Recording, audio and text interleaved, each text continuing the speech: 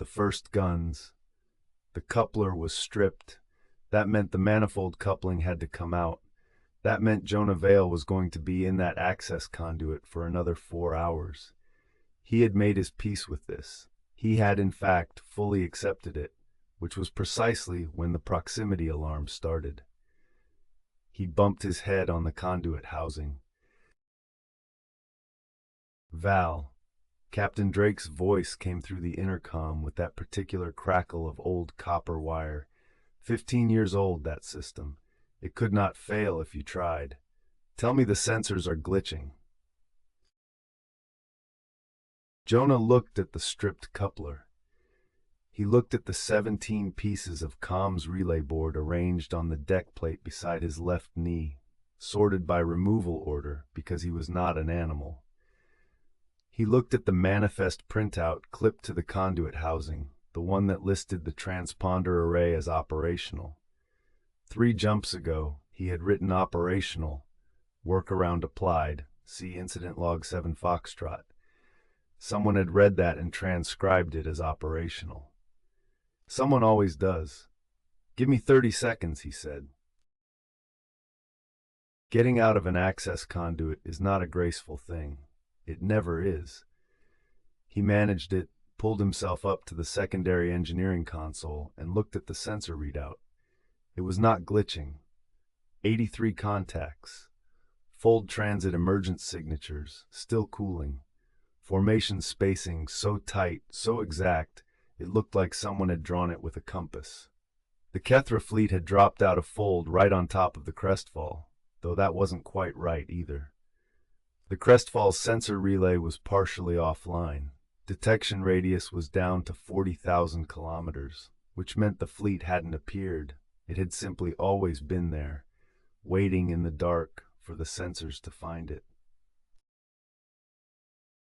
Captain, Jonah said, the sensors are not glitching. A pause. Then Keth'ari military registry. All 83. Jonah, why is our transponder not? It's in pieces on the floor of the engineering bay. Another pause. Longer. The comms board? Also in pieces on the floor. He could hear her breathing. 3 years he had worked alongside Saren Drakes. 3 years, and he had never heard her breathe before. It was not a comforting sound. How long to? 30 minutes minimum. The fault is in the primary relay housing, and I have to route around 2 burned junctions before I can even test the... They're transmitting, she said. All standard frequencies. Jonah, they're transmitting on all frequencies. He already knew what they were transmitting. He could see the signal classification on the readout. He knew the icon. Every spacer knows the icon. Formal military intercept demand. Cease all drive activity. Transmit identification. Await boarding. The Crestfall's drive was at transit idle, which looked like cease all drive activity from the outside. It was actually just going nowhere slowly. And the identification, well, I can't transmit, he said. I physically cannot. The board is in pieces. I know. Drake said it the way a person reorganizes their relationship with hope, quietly, with great care. Jonah, how long? 20 minutes if everything goes right. Has anything gone right today? He looked at the stripped coupler still in his hand. No, 30 minutes, she said. Work fast. He was already moving, down on his knees, hands sorting relay components with a frantic, practiced efficiency. The kind a person develops in their 20s when they learn that panic is survivable, as long as it is productive. Board first. Get the board back together. Bridge the burned junctions with bypass cable. He had some in the secondary tool locker. He was almost certain he had some. And then get the hull rang like a bell. Not loud, not violent. A resonant, deep, metallic note, as if someone had struck the Crestfall with a tuning fork the size of a cruiser. Then another, then a third, higher pitched, more to port. Jonah stopped moving. The ship was being fired on. He looked at the engineering console, waiting. Breach alerts. pressure warnings, hull integrity failures. Nothing came. He stood there for 3 full seconds, long enough for 2 more impact tones to roll through the hull, staring at a readout that told him, with complete equanimity, that the UES Crestfall had sustained 0 damage from direct fire energy weapons impacts and 2 kinetic interdiction rounds. 0. Captain, he said carefully. Is anyone hurt? No, Jonah. Why? Are we breached? I don't. No, the board shows green. Everything shows green. How? He was already pulling up the hull treatment maintenance log, a document he had read exactly once, 3 months ago, during his initial systems audit, when he had found something that had not been in the official decommission paperwork. He found the entry. Hull ablative treatment, military specification layered ceramic composite, applied stardate 2241.7. Decommission record indicates treatment stripped and replaced with commercial grade. Physical inspection confirms military treatment still in place. Status undocumented. He had flagged it. He had written recommend clarification in the notes field. He had received no response. He had moved on to the next 17 items on the list. On the external camera feed, the Keth'ari fleet was still firing. The Crestfall's hull was eating directed energy rounds the way asphalt eats rain. Patient, indifferent, unchanged. And then, from somewhere below him, somewhere in the ventral section he had also flagged once and never heard back about, something moved. The sound was mechanical, purposeful. It was deeply, fundamentally wrong in a decommissioned cargo hauler. It was the sound of something that had been waiting a very long time, becoming something that was ready. The engineering console lit up. Not the damage board, the other board. The one in the lower left corner that had been dark since Jonah came aboard. The one he had assumed was a dead display from a decommissioned system. The one that was now showing him schematics he recognized from a naval systems manual he'd read years ago as reference material. He had never expected to need it. Autonomous Defense Layer, Active Hostile Engagement Protocol, Executing Targeting Solutions, 14 confirmed threats, weapons free. Oh no, Jonah said. The Crestfall fired. He felt it through his feet, through the deck plate, through his kneecaps where he dropped back down without meaning to. Not a resonant tone like the impacts, something harder, a stuttering, massive, purposeful vibration. The camera feed showed him ventral bay doors he had never seen open. The fire track display showed him 7 kinetic rod solutions already in flight, already committed, already arriving at their targets before any rational targeting system could. The Keth'ari cruiser formation lit up, not metaphorically. 3 contacts became debris fields in 4 seconds. 2 more took impacts and fell out of formation geometry, tumbling, their drive signatures irregular and wrong.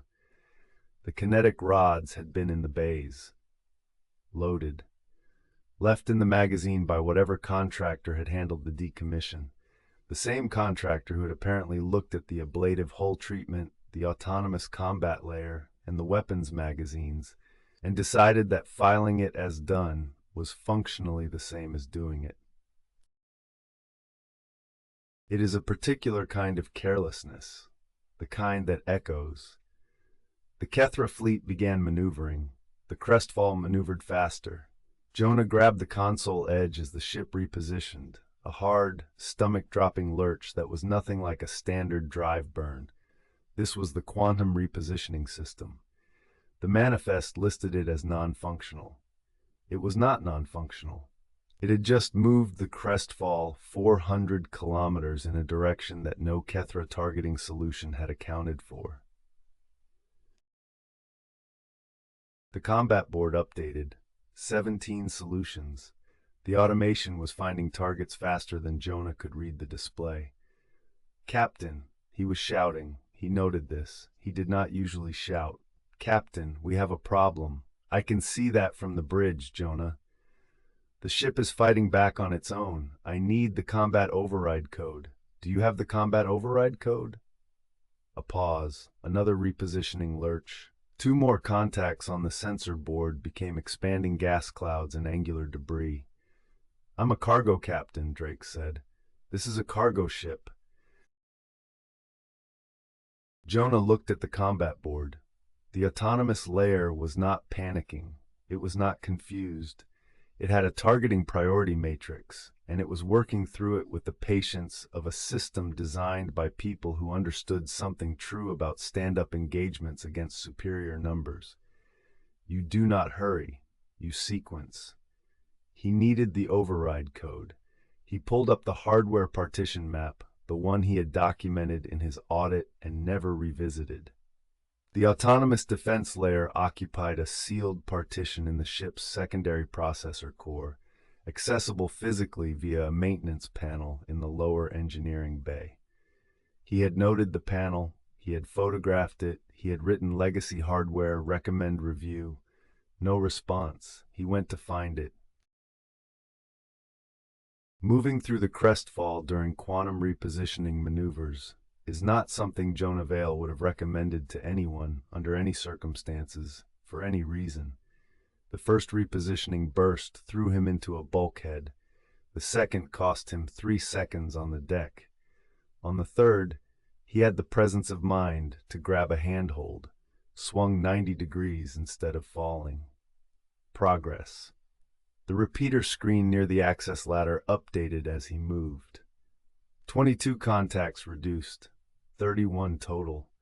The Antimatter interdiction magazine, also listed as empty, also apparently not empty, had contributed significantly. Jonah had a policy about not thinking too hard about things he couldn't fix while crawling somewhere urgent. He was applying it now with great discipline. The maintenance panel was where his photos said it would be, bolted but not sealed. He got it open with a wrench and a quantity of force that suggested more adrenaline than was probably healthy. The hardware inside was old, not ancient, pre-decommission. The processor module was Navy spec, standard issue. Jonah had worked with enough of them to know exactly what he was looking at. There would be an override code. There is always an override code, factory default, unless it had been changed during commissioning. And if the same contractor who had not stripped the hull treatment, not wiped the combat layer, not emptied the magazines, had also not changed the factory default, he needed light. He got his torch. He found the processor label, 4-point font. He held the torch 4 centimeters from the surface and still had to squint. Model number, serial number, commission date, a warning about operating temperatures. And at the bottom in that same 4-point font, included on the assumption it would be changed immediately upon commissioning and therefore didn't need to be secured. Command auth default, 7 Crestfall 1. Jonah stared at it. The ship lurched. He grabbed the panel edge. The repeater showed 38 contacts reduced, 4 more in resolution, the combat layer still working its list. He considered briefly, what a strange thing it is, that the fate of 83 warships had come down to a label, printed in 4-point font, by someone who never imagined anyone would need to read it under these particular circumstances. He climbed back up to the engineering console, sat down, found the override input field on the combat board. He typed 77 Crestfall 1. The board went from red to amber, then to green, then to standby. Autonomous defense layer, standing down engagement protocols, suspended awaiting command authorization. From below, from the ventral bays, the vibrations stopped. The quantum repositioning drive executed one final maneuver, a preset emergency vector, cued by the automation as a final act before standing down, and the crestfall jumped. A smooth, hard burn. 14 light minutes from the engagement zone. Then it was done. The drive idled. The hull went quiet. The sensor board showed empty space in every direction. At extreme range, in one quarter, a field of debris and distress signals. Jonah did not look at it for very long. He sat on the floor. He sat there for what was probably 10 minutes. Around him, the ship breathed. The circulation system, the thermal cycling, the faint creak of hull plates finding their equilibrium, all of it exactly as it had been before. As if the crestfall had returned from whatever it had briefly remembered being, and was prepared to continue being unremarkable. Some things, it seems, remember what they were built for, even when no one asked them to. Drake's came down from the bridge. She stood in the doorway and looked at Jonah on the floor, at the combat board in standby, at the 17 relay components still sorted on the deck plate. She didn't speak for a while. "Are you hurt?" she said finally. "No." He considered it. "Bruised. The repositioning drive throws you around." "I noticed." She looked at the combat board. "How long has that been?" "The whole time. It was in the partition. I flagged it in the initial audit." He rubbed his face. "I flagged everything. In the audit. I filed it." A pause. Nobody responded. Drake sat down on a tool case across from him. She had the expression of someone performing a controlled demolition of their own assumptions about their life's work. "We need to report this," she said. "Yes." "To someone." "Yes." "Who do we report this to?" Jonah thought about it. He thought about the relay log and the audit reports and the incident logs and the long chain of non-responses that had led them to this precise moment in empty space. He thought about the Keth'ari, what their sensors had recorded, what their surviving crews were going to describe. "I'll write the incident report," he said. "I'm better at them." He filed it through the hollow Meridian relay 6 hours later. The comms board was functional again. The transponder was broadcasting. Everything on the official manifest was as described, except for the 17 things that weren't. The report was 4,000 words. Organized. Section headers, every prior incident log cited by number. Each system the decommissioned contractor had documented as removed or non-functional, described in precise technical language, alongside what it had actually done when asked. The final paragraph read, "In summary, the engagement was initiated without human command input, executed entirely by the autonomous defense layer operating on factory default protocols against what it correctly classified as hostile fire, and terminated upon entry of the factory default command authorization code, which had not been changed during commissioning or decommission processing. Crew casualties, 0. Hull damage, none. Ammunition expenditure, significant. I have attached a full systems inventory reflecting the current status of all relevant hardware. I have also attached a revised decommission discrepancy log, which I believe represents a complete account of outstanding items. I would appreciate a response this time." He transmitted it, ate a meal that had gone cold. He had forgotten to heat it. Sat at the engineering console and watched the stars. 18 hours after the engagement, the Keth'ari flagship's distress signal reached Keth'ari space. The senior signals officer who received it was a veteran of 12 campaigns. She had processed distress signals from 3 wars. She had a framework for disaster, a way of organizing the unthinkable into something manageable. She applied it to this signal. The framework did not fit. The signal described a vessel of unknown classification that had not responded to formal intercept demand. A vessel whose hull absorbed direct fire weapons impacts without visible damage. A vessel that repositioned faster than targeting solutions could resolve, not faster than expected, faster than the physics of their targeting systems allowed for. A vessel that fired kinetic ordnance, arriving at targets before any evasive maneuver was possible. A vessel that had, in less than 12 minutes, reduced 39 warships to debris, and then simply left. The distress signal did not ask who had attacked them. It asked how many more there were. The signals officer forwarded it up the chain. Her annotation read, "Human vessel, registration unknown. See attached engagement record." Keth'ari intelligence convened within the hour. They would spend the next decade trying to answer the question. They would pull every record of human military capability. They would analyze the engagement telemetry until they believed they understood every system, every weapon, every maneuver. They would build an entire threat model on the assumption of human intent. They would never quite arrive at the truth. The truth was this: the most consequential battle in the history of Keth'ari-human relations had been fought entirely by a machine that nobody had meant to leave running, against a fleet that had made the reasonable mistake of firing first. And the human most responsible for the outcome had been lying on the floor of his engineering bay, squinting at a 4-point font. The intent, at the moment in question, had been to fix a coupler. The coupler was, for the record, still stripped.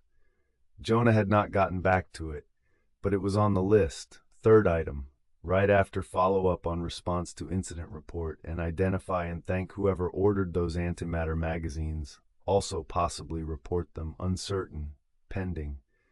He was, as ever, very thorough about the list.